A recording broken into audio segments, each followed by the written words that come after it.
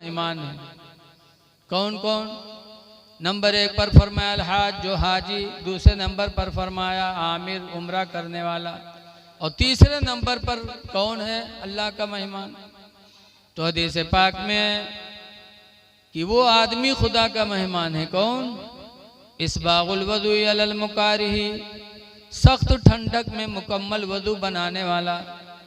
वकसरतुल खुता इलल मसाजिदी, और मस्जिदों की तरफ ज़्यादा कदमों से जाने वाला। वह इंतज़ारुस सलाति बादा सलाह, और एक नमाज के बाद दूसरी नमाज का इंतज़ार करने वाला। ये 3 काम करने वाला खुदा का मेहमान है। ऐ लोगों, मेहमान बन जाओ खुदा के, मस्जिदों को आबाद करो। एक नमाज पढ़ने के बाद दूसरी नमाज का इंतज़ार करो, खुदा के मेहमान बनो। इसलिए कि खुश नसीब आदमी जो खुदा का मेहमान बन जाए। जैसे जैसे मेज़बान होता वैसे मेहमान का दर्जा बढ़ता जाता है। एक गरीब आदमी का मेहमान और एक गांव के प्रधान का मेहमान, बोलो दोनों में फ़र्क रहता है कि नहीं रहता है? हाँ भाई, अब आप न बोलो की बात अलग है। प्रधान का मेहमान कोई आ जाए तो आदमी जल्दी से कुर्सी दी कि प्रधान जी के मेहमान है। और एक गरीब आदमी का मेहमान आ जाए तो लोग देंगे, लेकिन उधर तवज्जो कम होती। ऐसे ही विधायक जी का कोई आदमी आ जाए तो अलूल जलूल में खटिया हाली न उठाए पियो, ठोकर लग जाए कि जल्दी से उठाई कहूँ विधायक जी कहीं न लग जाए कि हमारा आदमी का रहा है, देखो हमारे आदमी की इज्जत नहीं। मेहमान की इज्जत मेजबान से होती है। 3 लोग खुदा के मेहमान हैं तो उनका दर्जा कितना बुलंद है। इसलिए खुदा के मेहमान बन जाओ, मस्जिदों को आबाद करो। हमारी माँ बहनों से भी गुजारिश है कि तुम्हें भी खुदा के यहाँ जवाब देना है। इसलिए एक वाक़या मैं सुना करके अपनी तकरीर ख़त्म कर रहा हूँ माँ बहनों के लिए। रसूलुल्लाह सल्लल्लाहु अलैहि वसल्लम की एक फूफी थी सफ़िया, मदीने में रहती थी। उनका इंतकाल हो गया तो हुजूर उनकी जनाजे में गए, दफनाया। दफनाने के बाद हुजूर खड़े थे, सहाबा भी खड़े थे। थोड़ी देर बाद हुजूर अपनी फूफी सफ़िया से कहते हैं, और सफ़िया कब्र में, सरकार फरमाते क़ूलिया सफ़िया, अय सफ़िया तुम बोल दो इन्ना मुहम्मदन इब्नु अख़ी, कि बेशक मोहम्मद मेरे भतीजे हैं। कह दो। साहबा ने पूछा अल्लाह के रसूल आप कभी ऐसी बोली नहीं बोली, आज ये बोली बोल रहे हैं। तो सरकार फरमाते सुनो, कब्र में मेरी फूफी सफ़िया से सवाल हुए। पहला सवाल किया मर रब्बु के, तेरा रब कौन है? तो मेरी फूफी सफ़िया न बता पाई। दूसरा सवाल किया माँ दीनों के, तेरा दीन क्या है? तो मेरी फूफी सफ़िया न बता पाई। तीसरा सवाल मेरे बारे में किया माँ तक़ूली फ़ी हाज़र रजुल, ऐ सफ़िया तुम इनके बारे में क्या कहती हो? मेरे बारे में पूछा गया तो मेरे बारे में भी कुछ न बता पाई।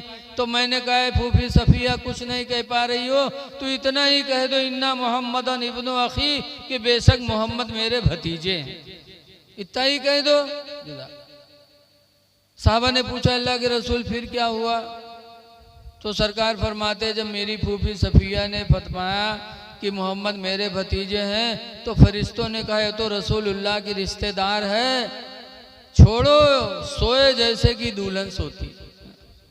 बख्श दी गई सरकार की रिश्ते की बुनियाद पर। अब मैं माँ बहनों से कहना चाहता हूँ कि हज़रत सफ़िया मदीने में रहती थी, उनकी ज़बान अरबी थी, रसूलुल्लाह की रिश्तेदार थी, फरिश्तों के सवाल का जवाब न दे पाई तो हमारी माँ बहनों का क्या हाल होगा? बोलो। जो रातों दिन झूठ बोलत है, इधर की उधर लगाती हैं, इनका हाल कब्र में क्या होगा? बोलो। उनकी बोली अरबी थी, फिर कब्र में हिसाब न दे पाई तो हमारी माँ बहनों का हाल क्या होगा? इसलिए माँ बहनों से गुजारिश है तुम भी कुरान पढ़ो, अपने बच्चों को पढ़ाओ और नमाज पढ़ो ताकि तुमको देख करके तुम्हारे बच्चे भी नमाजी हो जाए। रसूलुल्लाह सल्लल्लाहु अलैहि वसल्लम की भी हज़रत आयशा कहती हैं कि अमरना रसूलुल्लाह सल्लल्लाहु अलैहि वसल्लम बी बनाइल मस्जिद फिल बुयूत। हज़रत आयशा कहते हैं कि हुजूर ने हम सबको हुक्म दिया कि हर घर में मस्जिद बनाई जाए। सरकार ने फरमाया हर घर में मस्जिद बनाओ। तो इसका मतलब क्या है? वो मस्जिद नहीं जो मीनार वाली है। सरकार ने जो फरमाया हर घर में मस्जिद बनाओ, उसका मतलब यह है कि घर में अगर कई कमरा हो तो एक कमरा नमाज के लिए खास कर दो। अगर कई कमरे ने एक ही घर है तो उसका कोई कोना इबादत के लिए खास कर दो, वहाँ नमाजें पढ़ा करो नवाफिल, ताकि तुम्हारे बच्चे तुमको देख करके नमाजी बनने की आदत डालें। तो मेरी माँ बहनें जब घर में नमाज पढ़ेंगी तो बच्चे भी देखकर नमाजी बनेंगे। जैसे कि हजरत बाबा फरीदुद्दीन गंजे शकर रहमतुल्लाह अलैह बहुत छोटे थे, उनकी माँ नमाज पढ़ती थी। तो हजरत बाबा फरीद ने एक दिन पूछा था, अम्मा नमाज पढ़ती हूँ क्या मिलता? कहा बेटा नमाज पढ़ने से अल्लाह ताला शकर देता है। तो बाबा फरीद की माँ फरीद कहते हैं बहुत छोटे थे, कहा अम्मा आप जब नमाज पढ़ना मुझे भी बुला लेना। अजान हुई तो माँ ने फरीद को बुलाया, वजू करवाया और उसके बाद घर में गई, मुसल्ला बिछाया और शक्कर की पुड़िया बना के मुसल्ले के नीचे डाल दिया। फिर फरीद को बुलाया, साथे नमाज पढ़वाया। फिर उसके बाद फरीद कहती अम्मी शक्कर कहाँ है? तो उनकी माँ ने मुसल्ला उठाया और पुड़िया दिया। फरीद ने देखा, खाया और बड़े खुश हुए। कहा अम्मा आप कब नमाज पढ़ोगी? कहा बेटा जब अजान होगी तो आ जाना। अब फरीद बाहर गए, खेल रहे हैं, लेकिन इंतज़ार है कि अजान कितनी जल्दी हो कि हम जाके नमाज पढ़ें और हमें शक्कर मिल जाए। अजान हुई, बाबा फरीद घर में पहुंचे, उनकी माँ ने वजू का पानी दिया, वजू करने लगे और झट से गई शक्कर की पुड़िया बनाए मुसल्ले के नीचे रख दिया। बाबा फरीद गए, पढ़े और पढ़ने के बाद अब पूछते नहीं है, जानते हैं मुसल्ले के नीचे है। मुसल्ला उठाया और शक्कर की पुड़िया फाँक गए।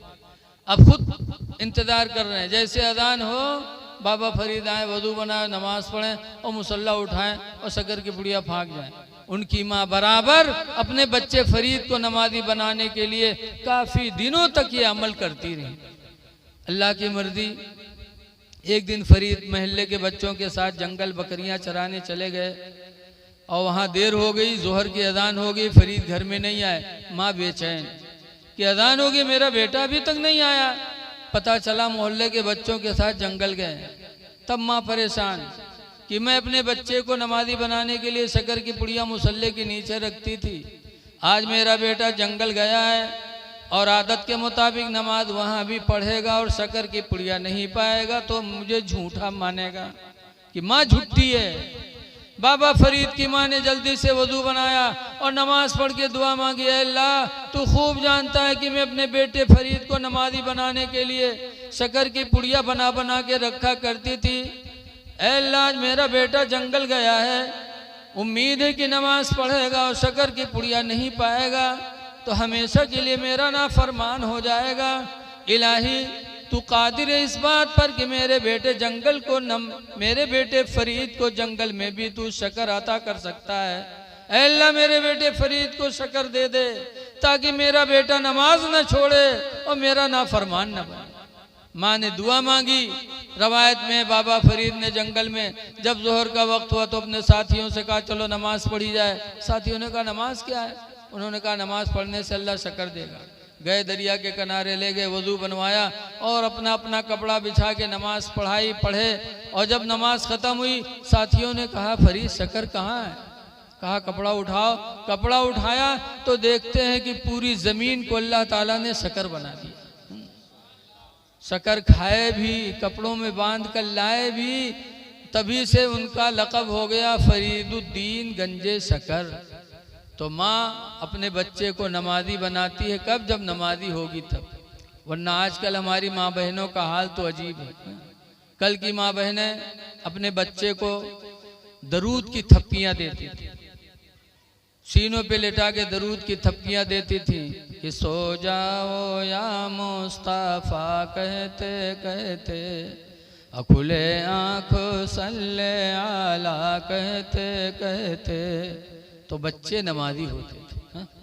और आजकल की हमारी माँ बहनें दरूद शरीफ भूल गई, कुरान की तिलावत भूल गई, कुछ नहीं याद है।